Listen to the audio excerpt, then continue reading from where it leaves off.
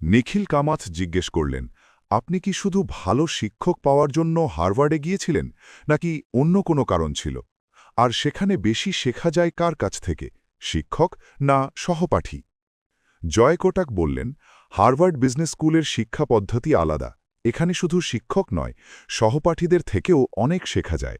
প্রতিটি ক্লাস একটি অর্কেস্ট্রার মতো, শিক্ষক কন্ডাক্টর, কিন্তু শেখার আসল শক্তি আসে ছাত্রদের অভিজ্ঞতা থেকে। যেমন ডিজনি নিয়ে আলোচনায় এক সহপাঠী, যিনি আগে অভিনেত্রী ও পরে মিডিয়া এক্সিকিউটিভ ছিলেন, তার অভিজ্ঞতা পুরো ক্লাসকে নতুনভাবে ভাবতে সাহায্য করেছিল। নিখিল জানতে চাইলেন, আপনার সবচেয়ে বড় লাভ কি ছিল, শিক্ষক নাকি সহপাঠীদের নেটওয়ার্ক? গৌরব মঞ্জল প্রশ্ন করলেন, মানুষ কি শুধু উচ্চ বেতনের চাকরির জন্য হার্ভার্ডে যায়? জয় বললেন, তার সবচেয়ে বড় লাভ ছিল নেটওয়ার্কিং। শিক্ষক গুরুত্বপূর্ণ, কিন্তু সহপাঠীদের অভিজ্ঞতা থেকে বেশি শেখা যায়।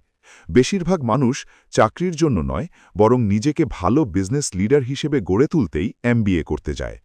রনি স্ক্রুফালা জিজ্ঞেস করলেন, হার্ভার্ডের পর কি সবাই প্রাইভেট ইকুইটি, হেজ ফান্ড বা ভেঞ্চার ক্যাপিটালে যায়? জয় ব্যাখ্যা করলেন, এখন ট্রেন্ড বদলেছে। অনেকেই উদ্যোক্তা, সফটওয়্যার বা প্রোডাক্ট ম্যানেজমেন্টের দিকে যাচ্ছে। নতুন আইডিয়া নিয়ে কাজ করা এবং উদ্যোগী মানসিকতা এখন বেশি দেখা যায়। গৌরব বললেন, হার্ভার্ডের শিক্ষা শুধু বইয়ের শিক্ষা দেয় না, এটি দারুণ মানুষের সঙ্গে মেশা ও নতুন ধারণা শেখার জায়গা।